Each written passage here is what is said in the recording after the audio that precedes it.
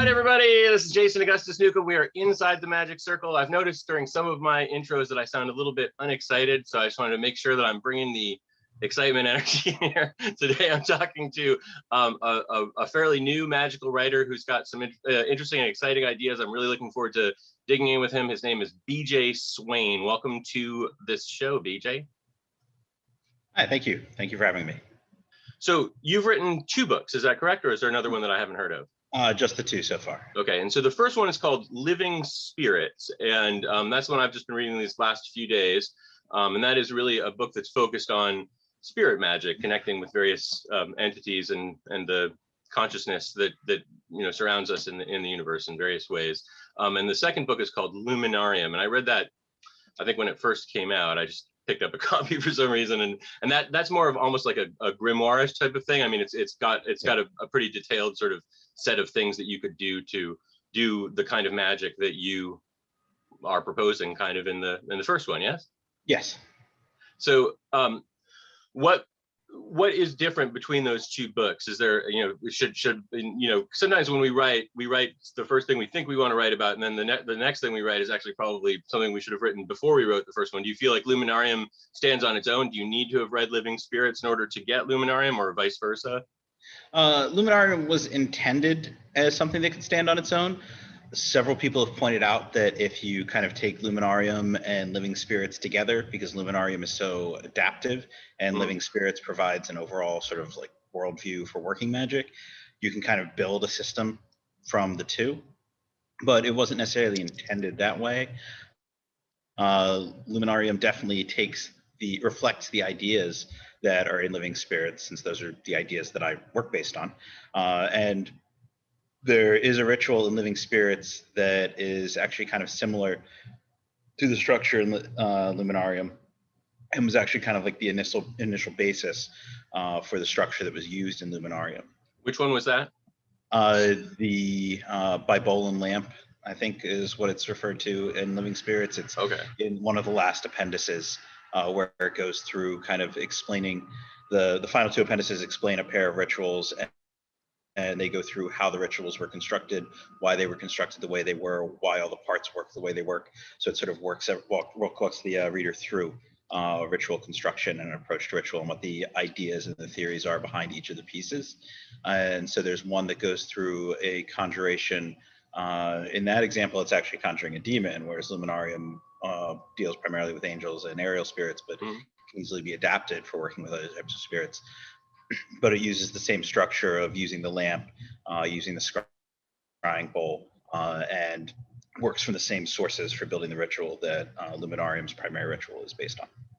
So BJ, I want to take a big step back from this, because we're I jumped right in and asked you about your publishing projects, but I want to get a sense of who you are and where you come from. I'm sure you've been asked this before, but just if we go back to the beginning, how did you discover that that you were interested in magic in the first place, and we'll talk about the path as we move forward. But how did you start? Those things where I guess this is probably true for a lot of magicians. It was something I was interested in as far back as I can remember. I remember as a kid, my parents taking me to like little wishing wells and fountains and things like that, or teach me to like wish on a star on milkweed and things like that. And one of my main wishes consistently throughout childhood was to grow up and be a sorcerer, be a magician. And when I was a little kid, I had some experiences with some spirits. There was primarily one that was a deceased relative, and he kind of helped me navigate what I was seeing around me, and helped introduce me to interacting with spirits in nature, and then trying to learn little magical things from those spirits in nature, which then eventually led to getting into neo-paganism, and then from that getting into Reconstructionist paganism and ceremonial magic. When I was 18, I joined a lineage of Crowley's AA, but it was through Grady McMurtry, so it was kind of a non-traditional approach, and the particular line that I was through had a lot more practical magic and a lot less Crowley poetry, and that ultimately led to me getting involved in the OTO, which I was involved with for a very long time, and have kind of explored all sorts of different types of magic from there. But it's been something that's always been there since I was a little kid, with little things that I was picking up from interacting with nature spirits, and little things that I was shown by my parents and things like that. Okay, so you just gave a very quick, amazingly broad survey of your whole magical life. But let's dive in a little bit there. I want to go right back to the beginning, with the wishing wells and the blowing on milkweeds, and the presence of a deceased relative in your life. In what way was your deceased relative present in your life? Like a little voice, or?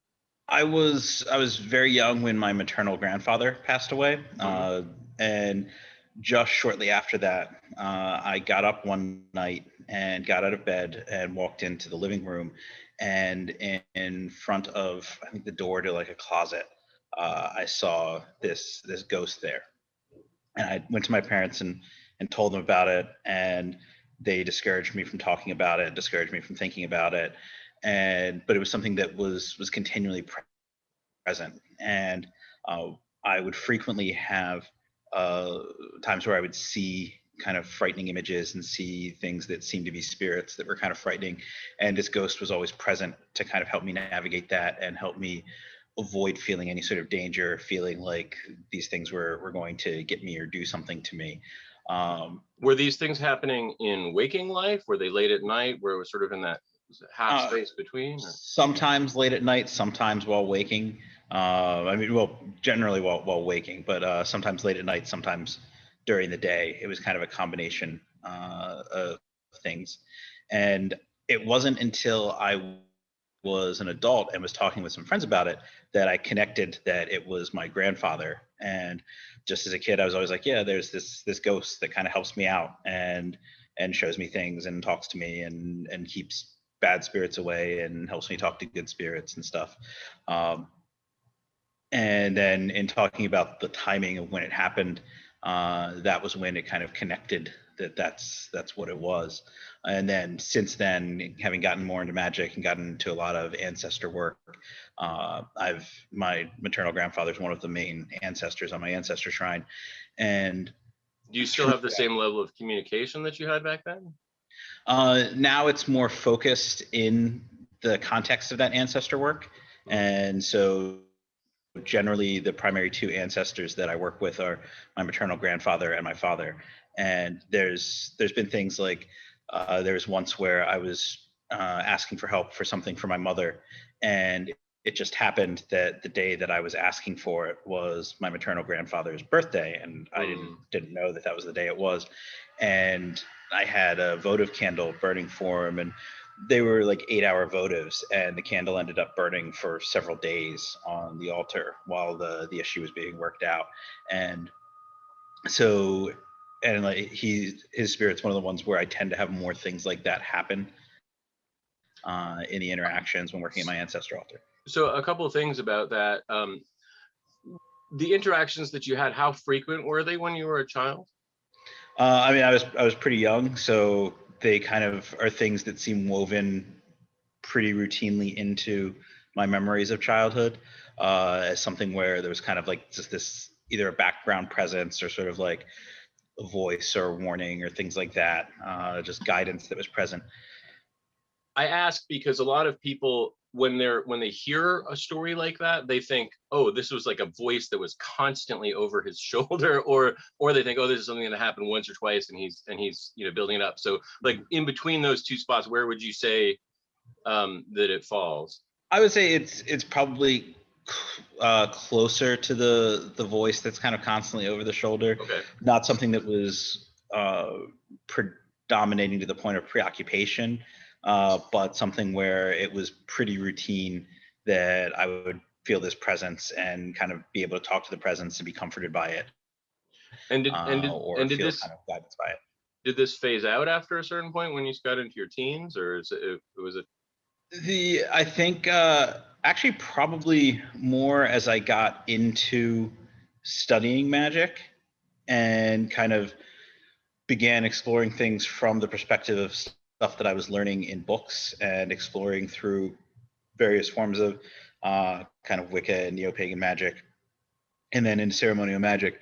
I think sometimes the focus on those contemporary systems, because they're so not spirit driven, that can pull our attention away from those things in the spirit world.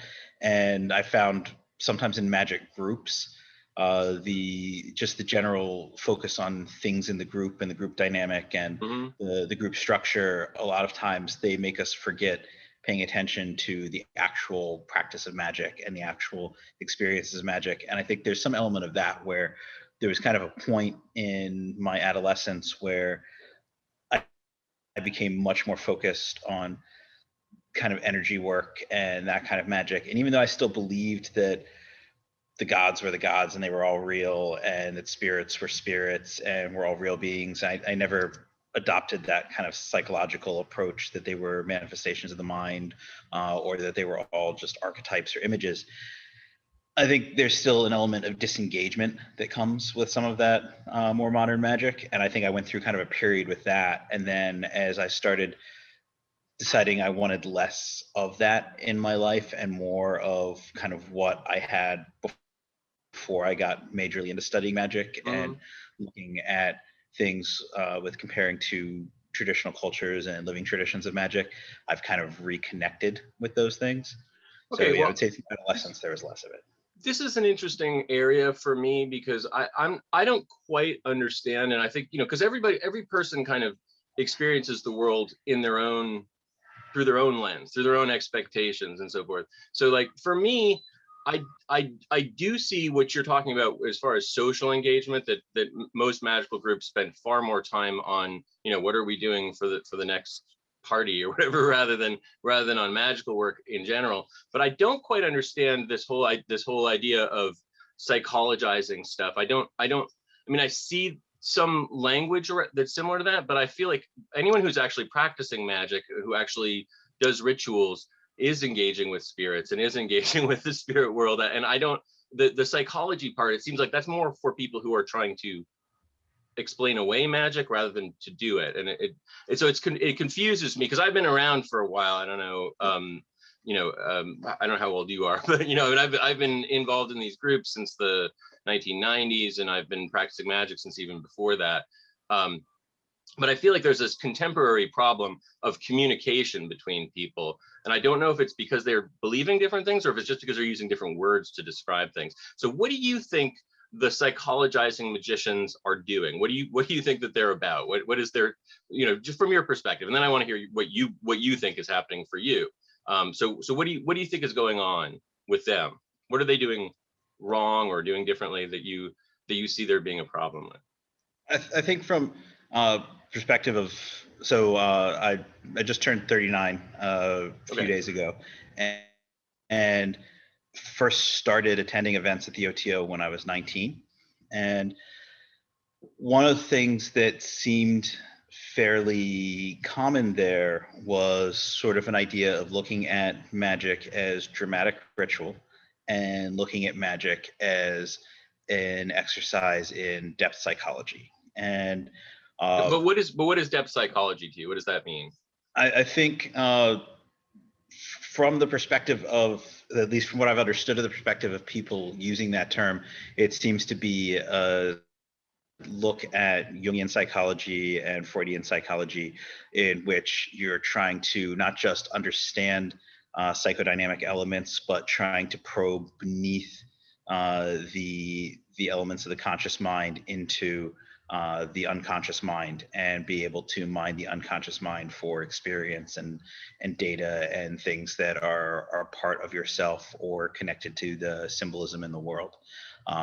It's never been an approach that I've liked or explored, but what I've found for people who are really stuck on that approach is a lot of times ritual components particularly for group rituals had a lot more to do with putting together something that ran through a series of symbols and structures in order to get a particular feeling than it did with running through things in order to get a particular effect.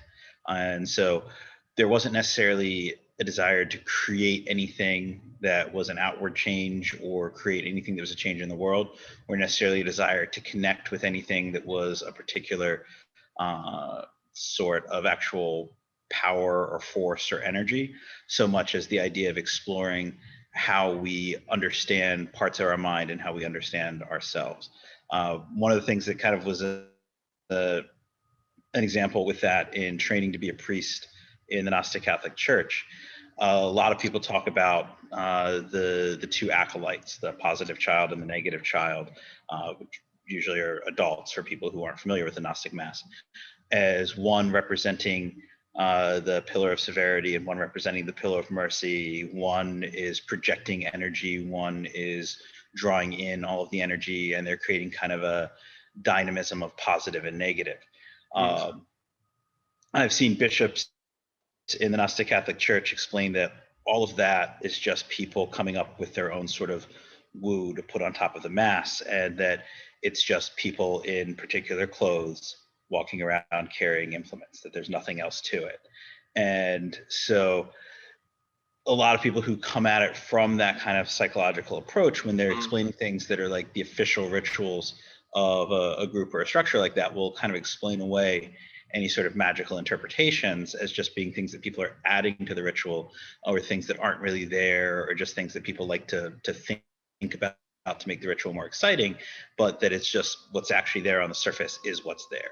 But that ritual in particular that you're describing is somebody's ritual intended for a group, and it's sort of more of a, I mean, without wanting to be degrading to it, it is more of a show than it is a ritual, and in some ways, I mean, you can invest it with whatever magical essence you want within it, but it is essentially a theatrical piece based on people doing certain things, as our church services and so forth. Any kind of ritual of that nature, its purpose is to bring a community together rather than to, I mean, like, the person who says that about that ritual is most likely not going to be practicing goetic ritual or giving all, ancestral offerings. They are not that person. They are there for that particular kind of show, right? So I think there's also a place where those sorts of large religious rituals can be things that have very deep spiritual components.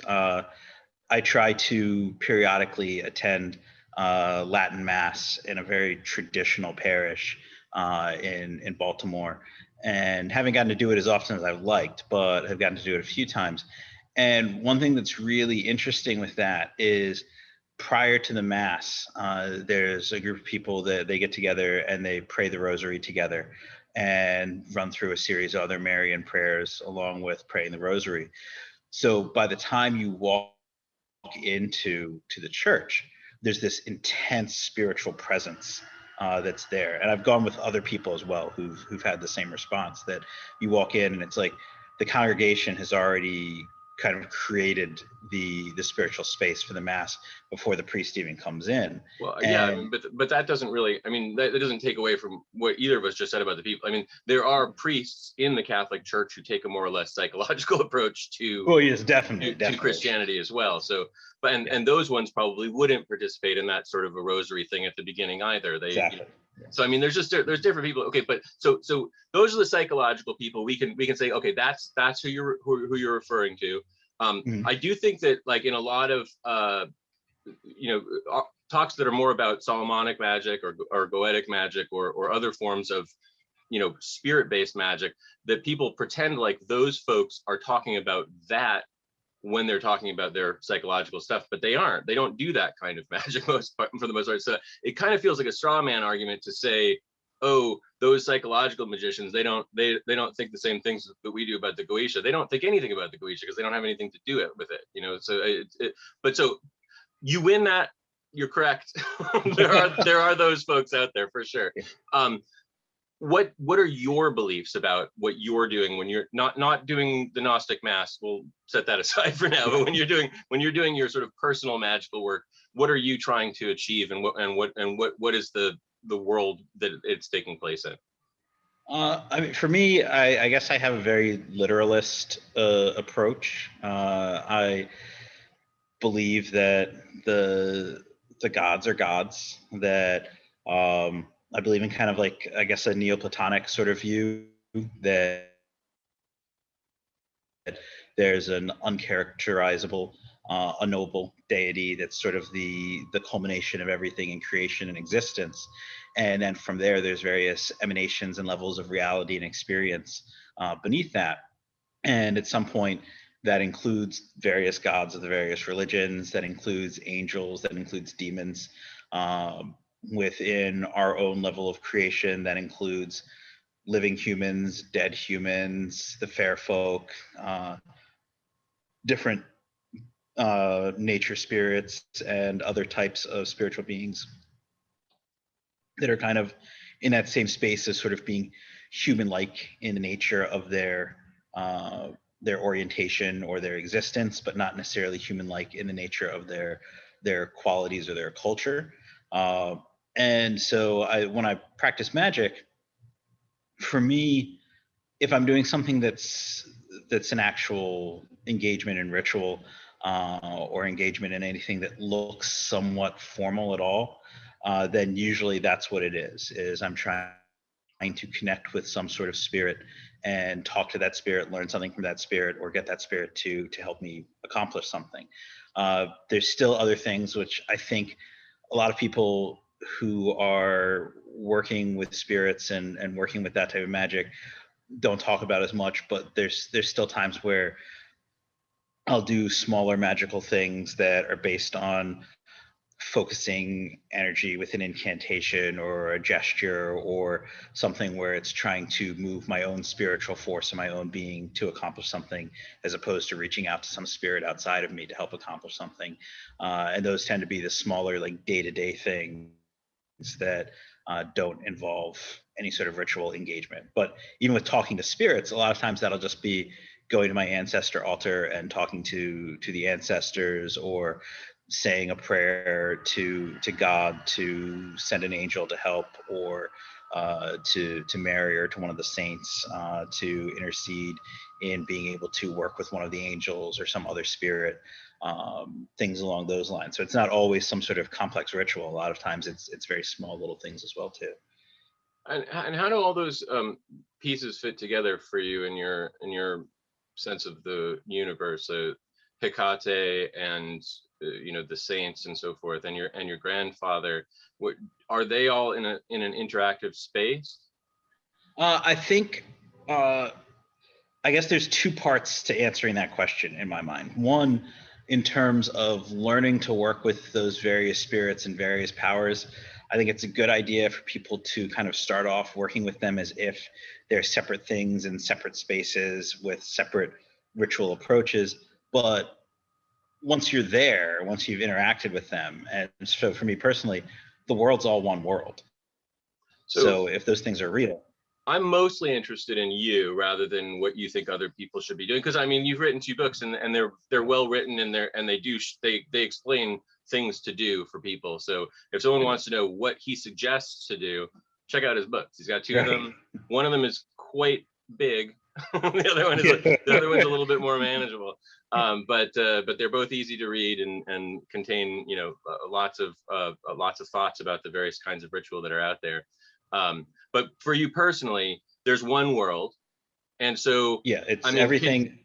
Can you talk to Hecate and say Hecate, can you bring my grandfather over? Can you talk to, or Charon, if you want to go to a different space with that? Are all the worlds sort of in one place? Are the Egyptian gods hanging out with the Greek gods, hanging out with the Chinese gods?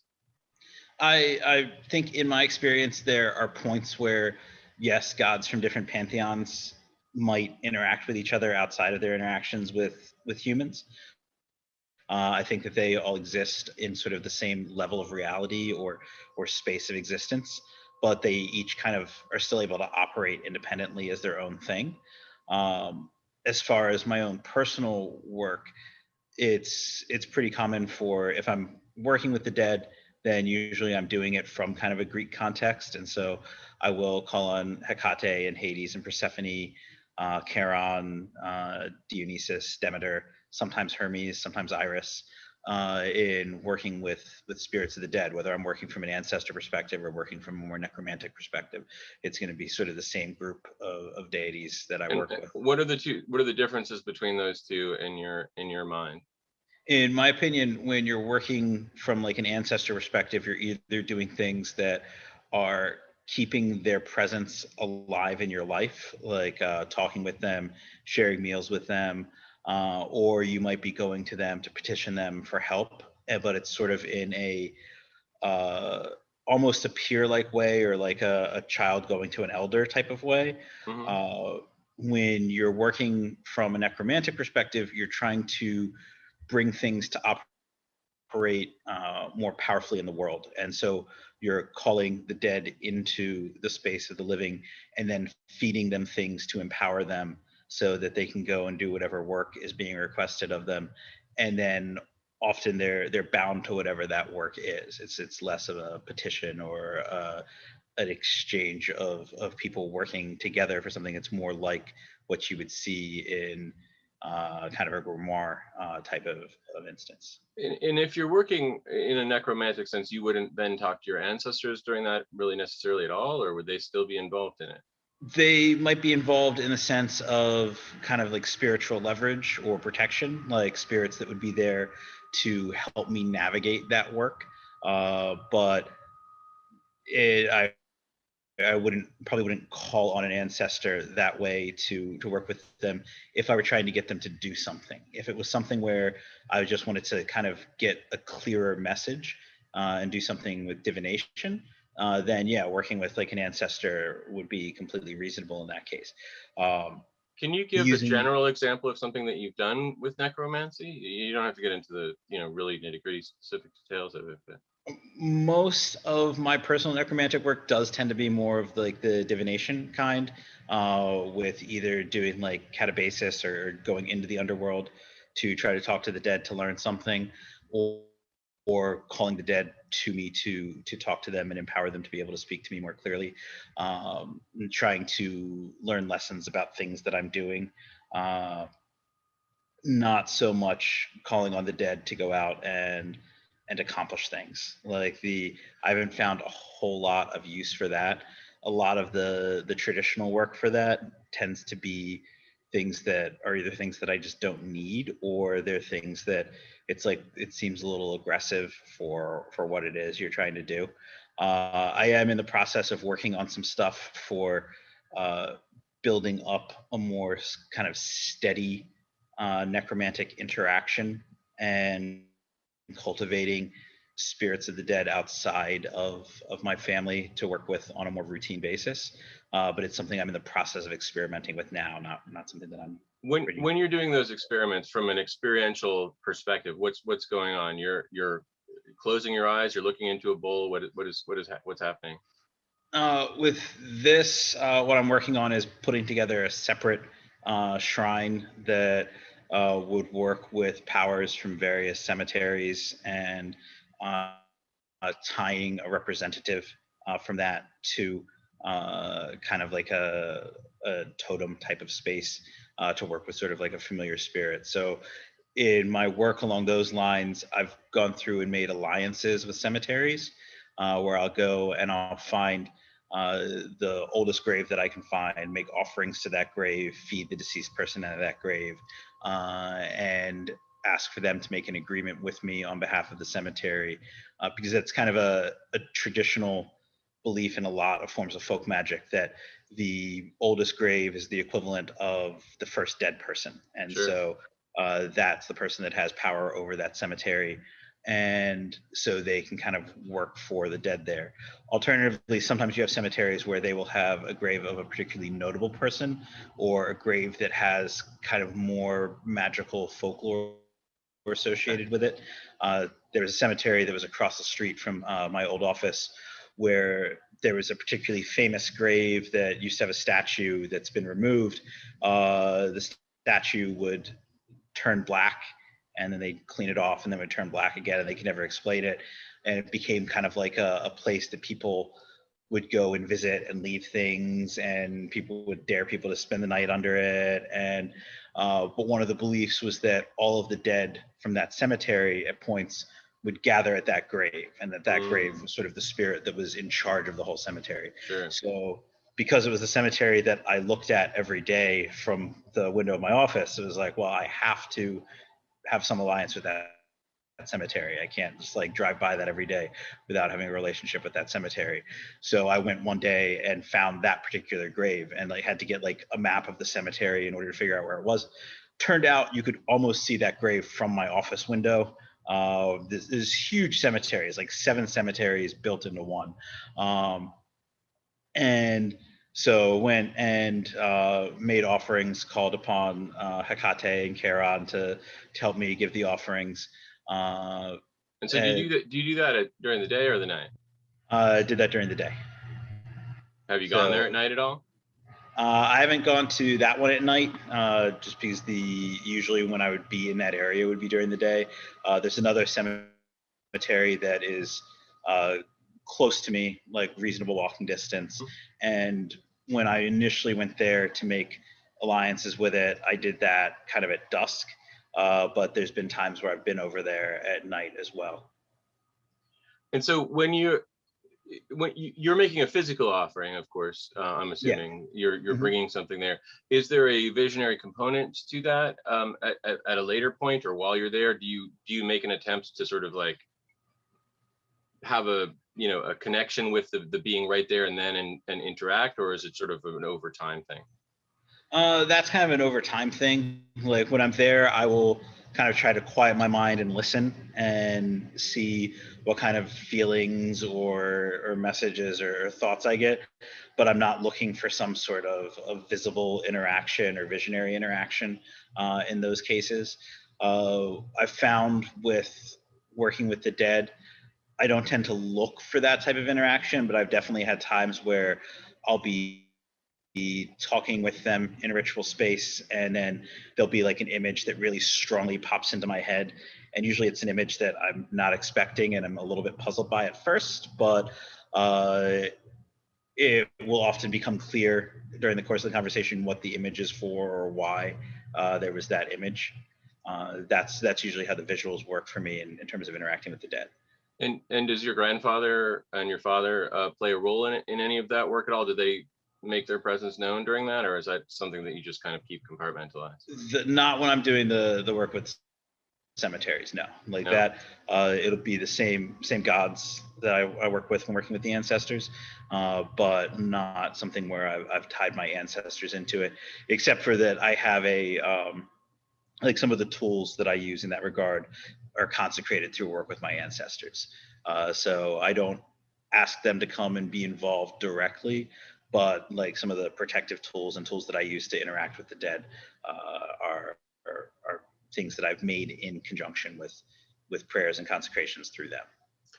I noticed this is a tangent, sorry to be jumping all over the place, but sometimes my mind goes, oh, I want to ask this question. I noticed in the Living Spirits book that you mentioned some Bantu doctor that had written some books and some beliefs around that. How does that sort of inform this ancestor work that we're talking about right now? That was something where I got kind of pointed in that direction. I took a class on Kimbanda taught by Jesse Hathaway, and he recommended that book in the class, and I saw a few other people recommend the book elsewhere, and so I got it and read it, and it's really interesting, the kind of worldview it presents. And I think it's influenced in general a lot of my thinking about how we interact with the dead on kind of a social basis, that it's part of a continuum and the dead are still part of our community, that it's not something where our ancestors are these far off things that the way that if we were calling upon the gods or calling upon angels, where they're these beings that are remote and kind of have their own agendas and their own spaces that aren't necessarily connected to us.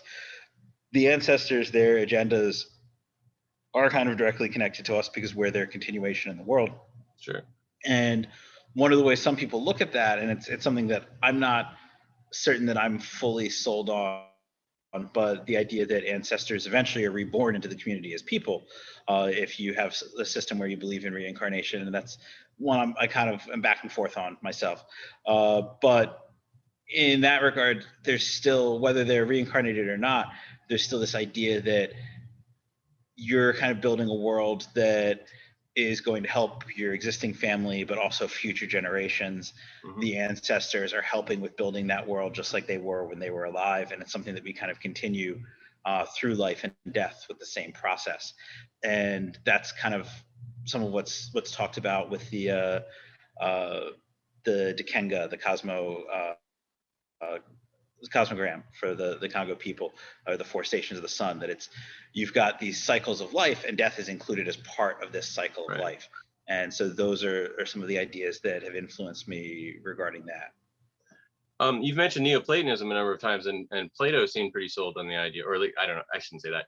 Plato presents a reincarnation model in one of his dialogues. So, I mean, it's certainly not foreign to Neoplatonism at all.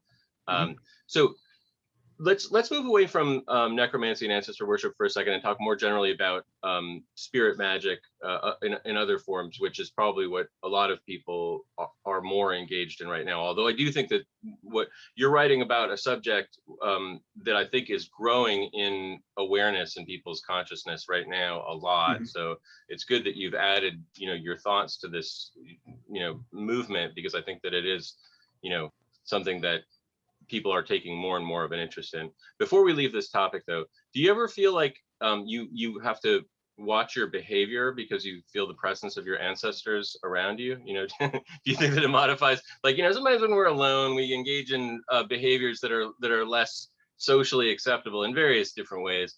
I'm not talking about any specific one of those, but do you feel like you modify, you're like, oh, I'm not going to have this 10th beer because I don't think that that would be good for me. Do you feel like it has that kind of effect on you at all? I think somewhat. There's definitely instances as far as interaction with my family and being a good supportive family member where I feel that kind of pressure of, well, if I'm going to go to my ancestor shrine and talk with them about something that I need, probably somewhere in that conversation, there's going to be like this communication about like, well, you need to go help your mother with this. You need to do this for your relatives.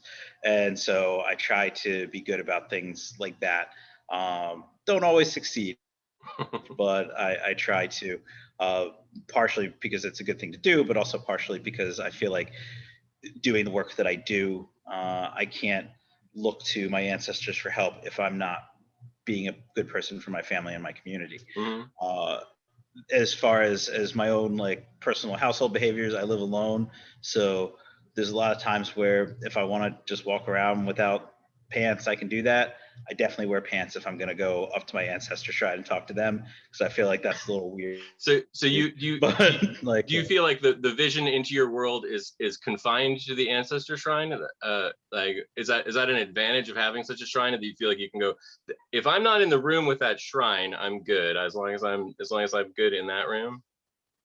I think that's kind of one of those things that we might come up with as a way to make ourselves more comfortable. I feel like I can reach out to my ancestors and ask for help with things or talk to them about things without necessarily needing to be at the shrine. Although I do have like kind of a separate consecrated candle that I'll use if I want to more powerfully talk to them without going through the whole like shrine process.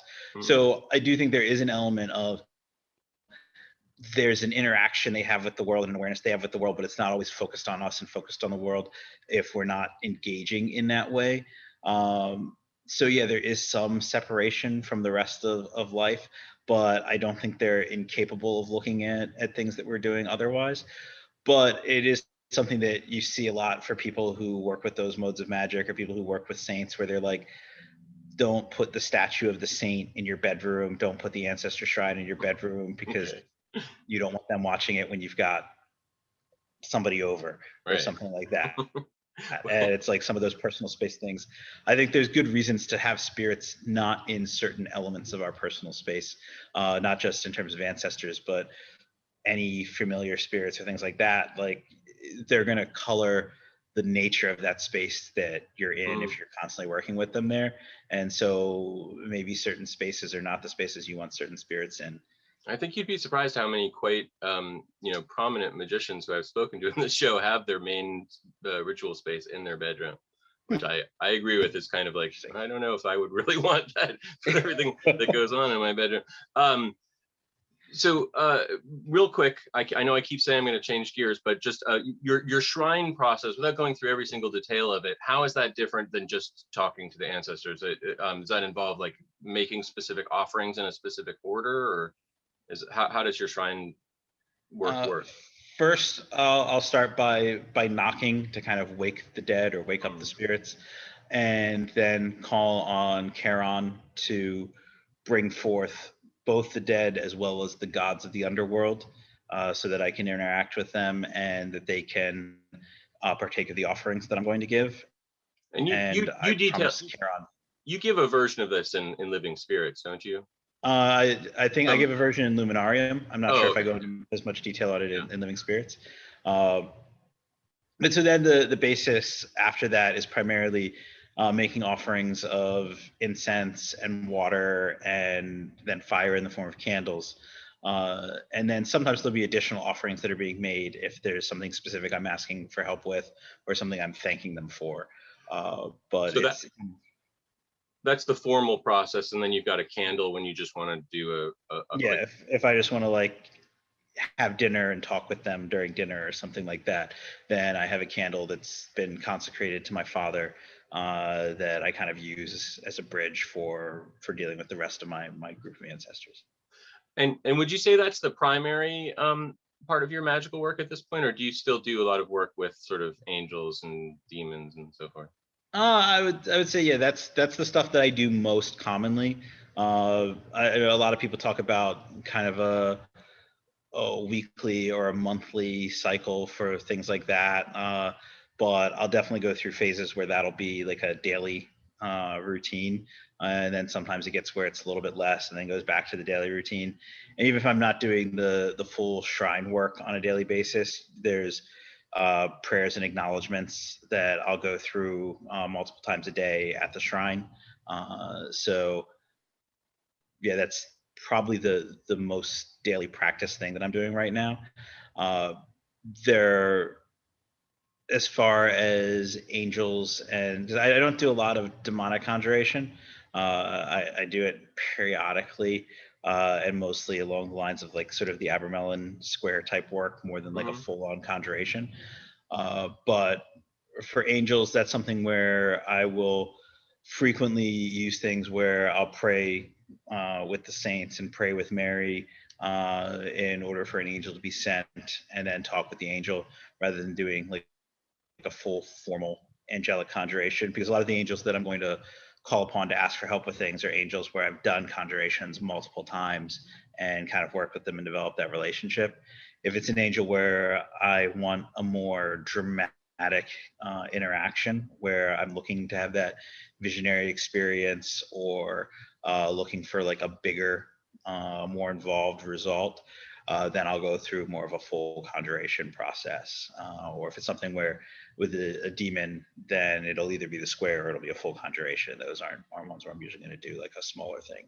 So when you don't usually try and have a visionary experience with things, you mostly just, you're sort of making an offering and giving an instruction and letting it play out as it will. That's your primary methodology?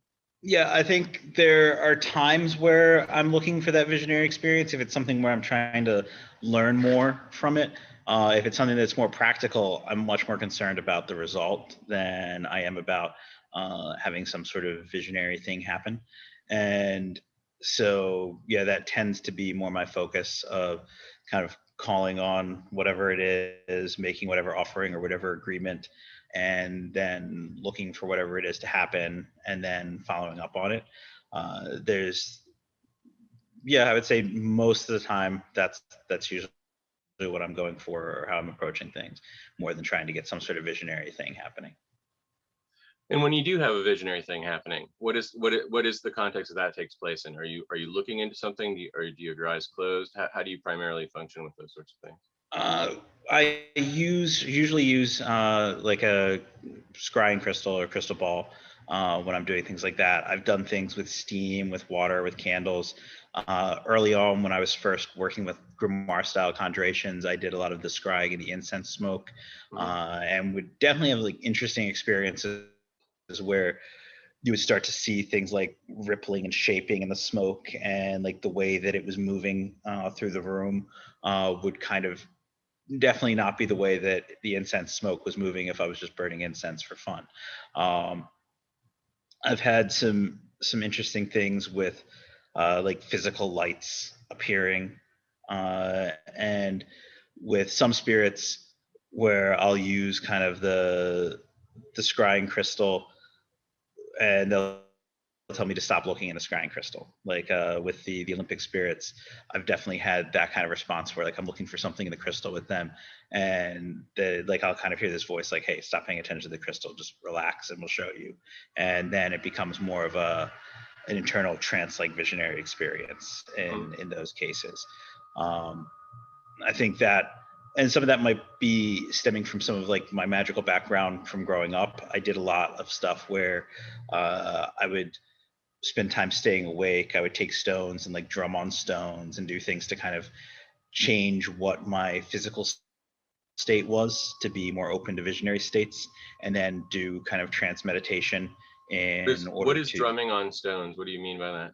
Like I would take rocks and drum on rocks until like there was enough like pain in my hands that it would kind of help me get into more of a visionary state by kind of like changing my relationship with my body. You mean you just hit rocks? Like you have a big rock and you just whack it until I had like a couple like very big smooth rocks that I would kind of use as drums to build like sort of a drum pattern to help get into the visionary state, but then also that kind of anything where you're pushing your body into like weird spaces can kind of help create that sort of thing. I don't recommend, this is like something I did as like a weird teenager.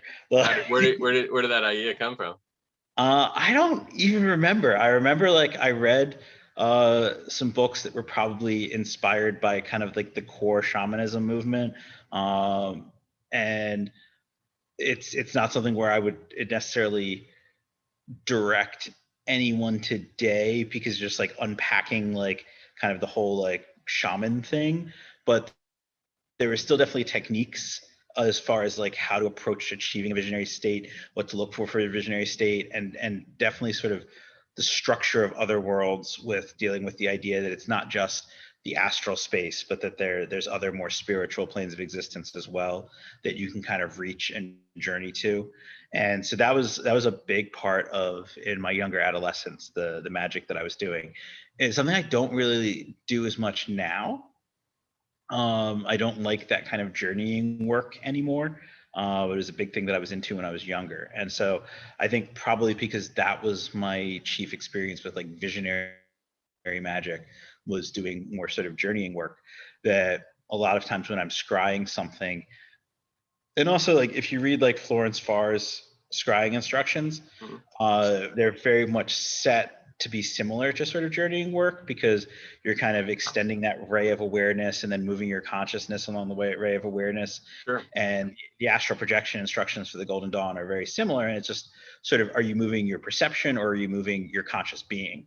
And so for me, the experience Crowley's instructions too are very much that. Crowley, you invoke and then you send yourself on a journey to the place where the being is. That's and I think with that background, that's kind of how I approach scrying, is something where it becomes an immersive visionary experience, as opposed to I'm seeing like a little goblin creature in front of me, or I'm seeing something show up in as a face in the crystal sphere. And I've definitely had experiences like that too. They're just not the thing that I'm looking for most of the time, and they're not the thing that I'm primarily experiencing when I do work. It's usually either, if it's something practical, I'm not even looking for like something visionary. I'm just kind of either listening for an interaction or looking for like what the feeling of the interaction is, or just the result. And if it's something where I'm looking for that interaction, I'm looking to learn something, I'm looking to talk about what the issue is and get insight from the spirits on the issue, then it's going to be something that's more immersive and trance-like frequently. Not all the time, but frequently, it's going to be more like that. So this is something that I think about quite frequently, more frequently than probably most people. For you, when you're doing a ritual, and you mentioned there's a change in the way that you're feeling, What is the difference between that and energy working? I mean, I think they're very related. I think that I think sometimes we don't talk enough about energy work and magic that's based on that these days. But I think it's still a useful thing for people to explore, because we ourselves are beings that are part of that energy. The spirits that we're dealing with are beings that are part of that energy. And so the sensations that we're having are based on feeling those energetic movements. And so being familiar with that, being immersed in that, doing that kind of work, I think that's still an important thing. And it's something that maybe doesn't get as much focus, because people don't want to look like they're pushing sort of an energy model of things. I think the further we get away from this idea of models of magic and just sort of magic is magic, the easier it's going to be for us to address those things and talk about those things. That's what I'm hoping that these interviews are going to produce. Once people start actually speaking about what they're experiencing, suddenly the experiences are pretty much the same. and so it doesn't matter the way that you're, trying to fit it into a box. It's an experience that's happening, right? So let's talk about practical magic a bit. You've mentioned that a few times. Like, what do you use magic for? I'm sorry, it broke up there. You're asking what kinds of things do I use practical magic for? Yeah, I mean, what is an okay thing to use practical magic for? What are the limits for you? How does that all work? I mean, for me personally, I try to use limits that are similar to what would be my limits for non-magical things. Like, I don't really think of magic as being separate or different from anything else, but I do think that magic gives us the opportunity to navigate stuff in a way that we wouldn't be able to navigate it through other means. And so it does kind of open up things where we might be able to do things that we'd be okay with, but we're like, well, it's not going to be easy to do that socially and be all right. And so I think magic does give us a lot more leeway. I don't like to really put limits on like what magic should and shouldn't be used for, either for myself or for anyone else, and just kind of try to be guided from, I'm going to try to be a good person and not be a jerk. But definitely through various points in my life, there's been a big range on that. Like when I was a kid, pretty ragey kind of guy, and so it was pretty normal for me to use magic for pretty aggressive stuff, and I don't tend to do that as much anymore. Like now, a lot of times it'll be things like trying to help make sure that people that I care about are provided for, or help take care of things health-wise for myself, or health-wise for other people. Those are probably some of the more common kinds of focuses now. Are kind of things that are in that sort of provider, caregiver type of space.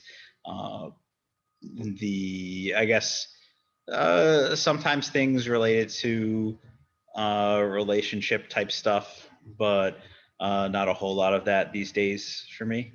So, in doing that, is that something that you petition angels and spirits for? Or is that something that you talk to your ancestors about primarily? Or where does the practical magic come from?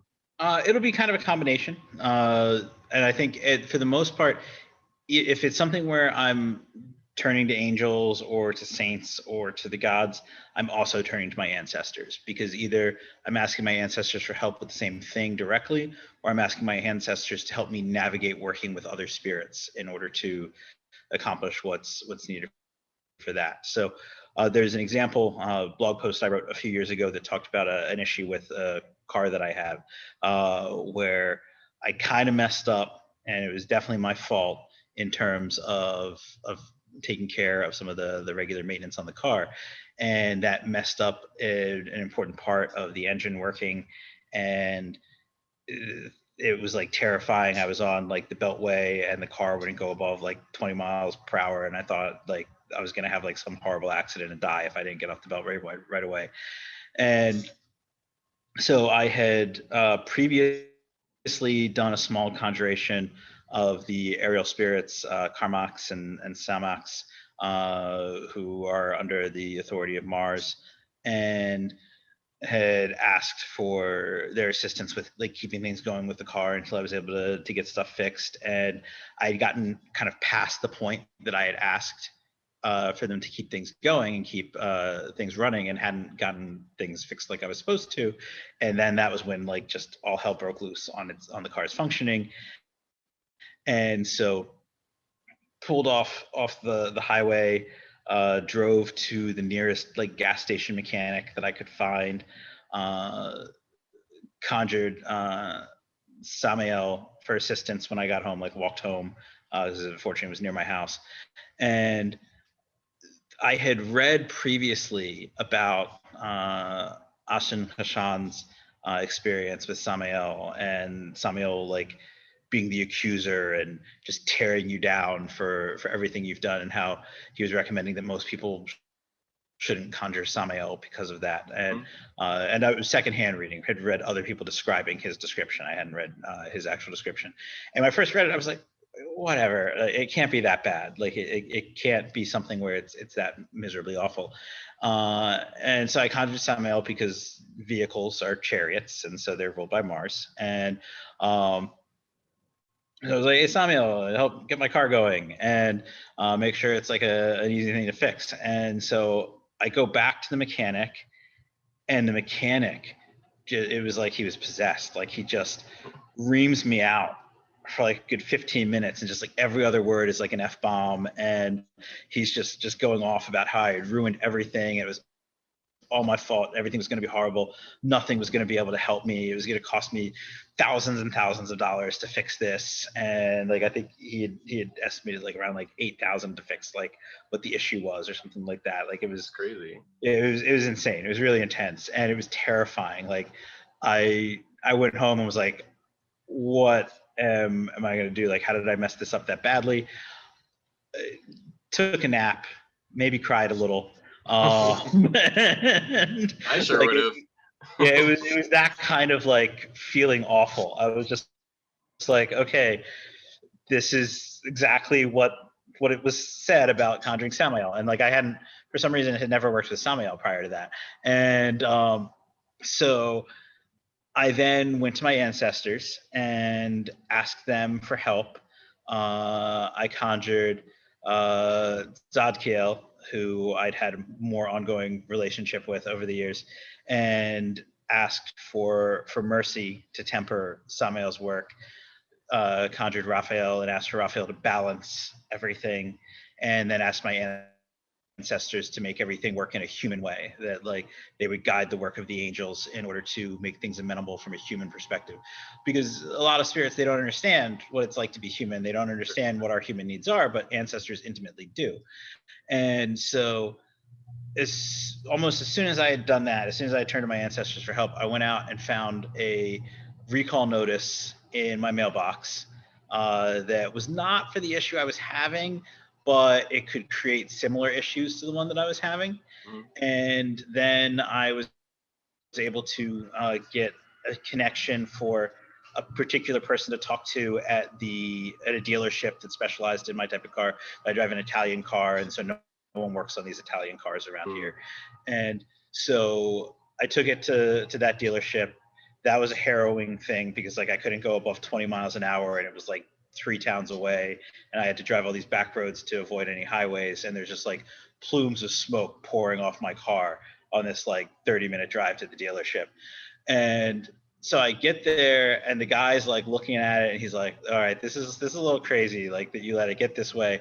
He's like, well, we'll look at it. He's like, we'll see about the warranties, if this can be under warranty, but I don't know.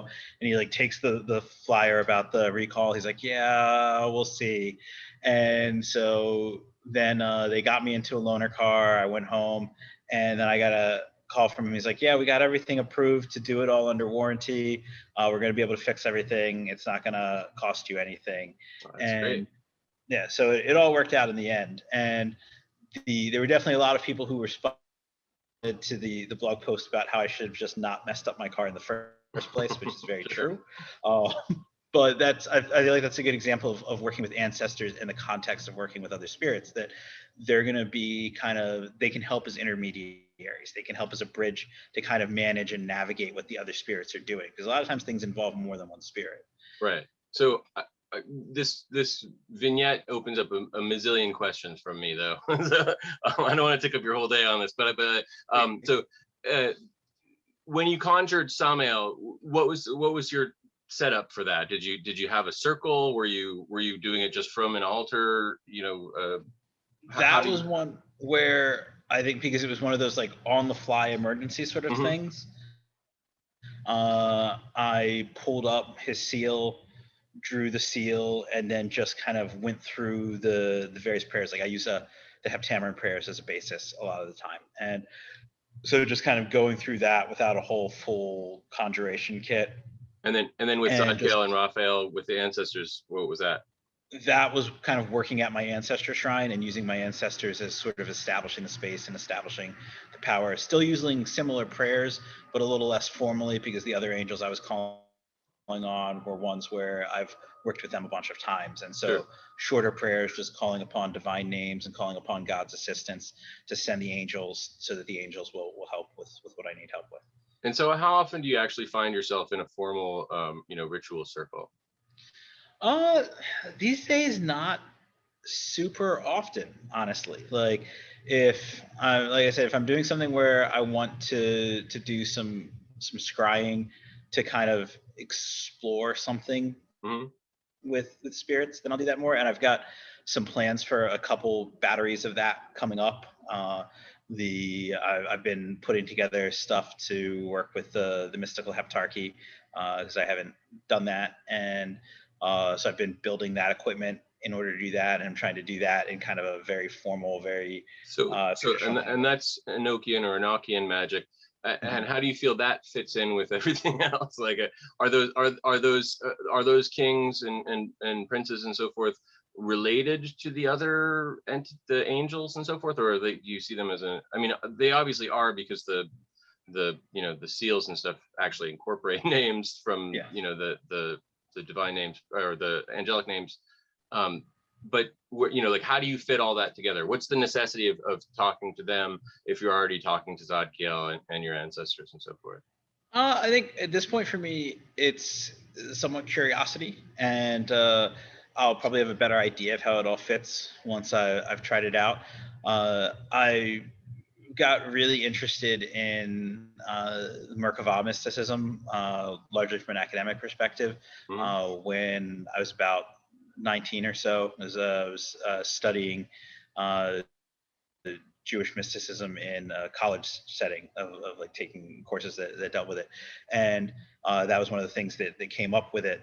And that was my introduction to that idea. And as I've studied the Merkava more over the years, it struck me that Dee was trying to gain the magic of Enoch and the secrets from Enoch's legendary book of magic.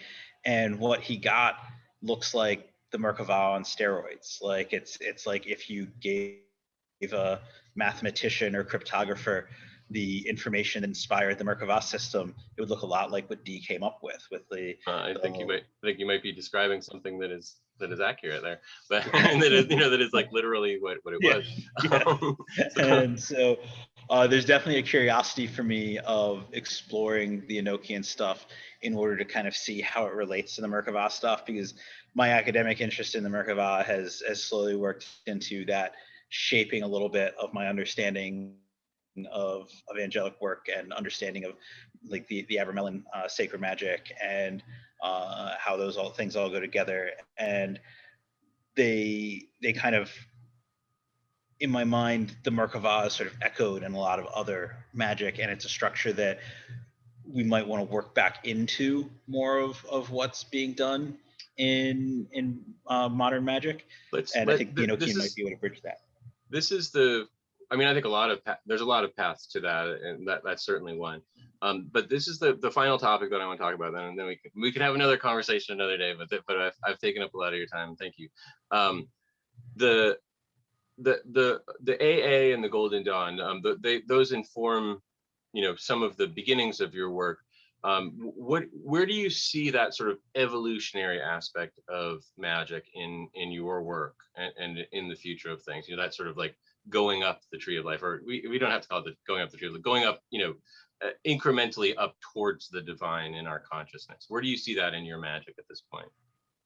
I think I have a little bit of a kind of a punk rock feeling about that. Like I definitely appreciate having gone through those things and think that there's a lot of ways in which it's helped me.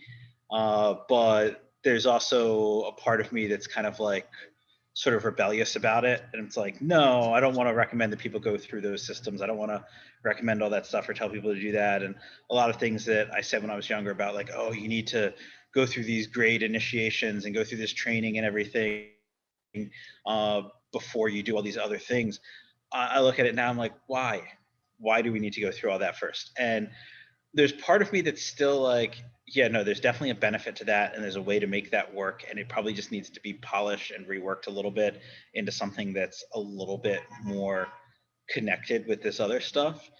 And there's definitely a utility to going through those spiritual development things and the awareness and the capability and the authority that that spiritual development grants. But there's a big part of me now that's like, no, let's just dive in and like everyone can just talk to spirits and like just jump in and work with the spirits. Just and that do can be the your spirit. authority. Just get out there on the street, make friends with the local spirits, and like they'll help you. The purpose of the idea behind, I mean, I think there's a big gap between what they were saying that they were wanting to do and what ended up kind of coming out of those graded things. But the point is to evolve as a human, like you say, to gain greater spiritual authority and to gain greater, spiritual growth, to be a better person in some way or other. And I worry that that's sort of disappearing from magic, but I get that the sort of, theatrical way in which it was being done is not necessarily the best. But how can we continue to evolve as humans magically in new ways? What do you see the future being? I think it's definitely still important, and I think it's something that those systems are good for, and I think it's ultimately something where I will probably eventually return my attention to things like that. And I think kind of recently having less involvement with some of those things, I'm still sort of settling into like, oh, I don't need to worry about that anymore. Right.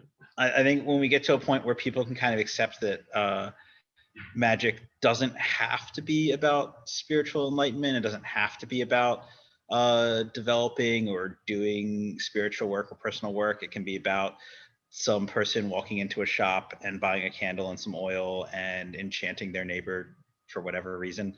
Then I think we'll be in a point where magic is more woven into our society. And I think that's where I would be more comfortable with us having, okay, we've got your sort of everyday magic that's like the folk magic that everyone is doing.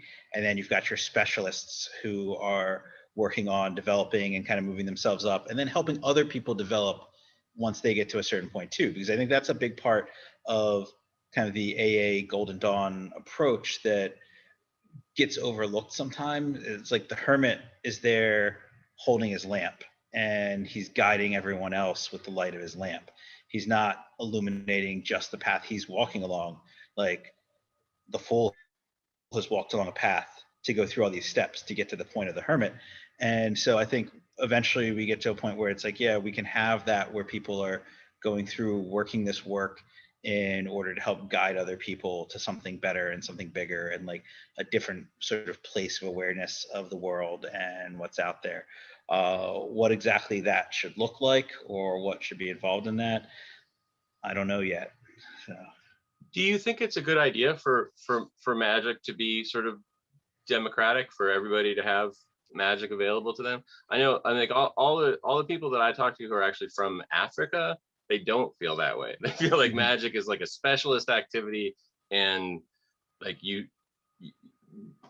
they're surprised that we Americans are so willing to like give away and or sell our magical secrets to others. They're like, you just teach people how to do this? Like what? So do you think that everyone should have it? Yes and no. Like I think most people who've read stuff by me or heard me talk on different podcasts know that I do have kind of like an old school view of things, in the sense of where like Agrippa and other people talk about the fatalistic element of magic, that there's certain signs people are born under where they're more likely to have the magician's temperament and be a magician. I think there is a reality to that. I think there are people who are more likely predisposed towards those types of sorceries based on elements of their birth. I definitely am a big proponent of the very traditional view of witchcraft, that witchcraft isn't some practice that everyone picks up. It's a particular power that people are either born with or that they acquire through spirit pacts, where there's something othered and changed in their nature that gives them access to certain things and gives them a certain different perspective and capability on magic that isn't the same as what other people have. And I think that understanding that and having that in our cultural awareness of magic is important and useful, because there are things that can be pushed further by having those people who have those things work to kind of push the bounds on things and boundaries on things and explore where things can go. But I think we're also at a point where we're moving into, I guess, a different age or stage of evolution of mankind, where magicians don't have to be the guy in the shadows that no one sees. Magicians don't have to be the advisor to the king. Magicians can be people who are in charge of things themselves. Magicians can be people who are shaping things publicly and who can be guiding people, because magicians have access to information and awareness and insights that are not necessarily accessible by everyone. I mean, there's other modes to access a lot of those things, but magicians, theoretically, were accessing the wisdom of angels, the wisdom of ancient magicians and philosophers and kings who've passed on, where we're getting deep knowledge of the inner workings of things through the Olympic spirits or through demons or through nature spirits. And so there's definitely a benefit to having that insight in the correct people who can help shape things and help push where things go. But I think that level is the specialist level. I think for your average person, if we have a world where magic is something that people are aware of and people recognize, like, okay, there's these like guys who have really put a lot into this, and are these people that are really like directed towards this by their natures, and they're these people who are going to be shaping and influencing things, that there shouldn't be an expectation that other people not have access to some piece of it. I think it's something where, if it's going to be something that's out there in the open that everyone's aware of and everyone's recognizing has some impact or importance, that it can be something where your average person can pick up some little charm or little thing here or there. To me, I haven't talked to many people in an African context about how that works, but I worked in one of the largest Jewish communities in the country for like 12 years. And people probably don't think of that as something where it's like going to be rife with magic, but it is. Like, everyone who you interact with has charms against the evil eye. They have hamsas on. They have little amulets and talismans. You go into any of the Judaica bookstores and they're going to sell things to keep Lilith away. They're going to sell little different things to protect you or to help your family with things. And magic is kind of woven into the culture in a way where I'm not sure that people necessarily even like think of it as being magic, but there's still amulets and talismans and even kind of referred to that way.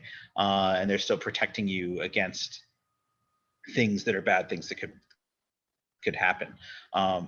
And just little prohibitions in what you can and can't do because of potential magical impacts, like waiting later to tell people about a pregnancy than people outside of that community might wait, because you don't want to draw the evil eye from someone else. Where there's just this.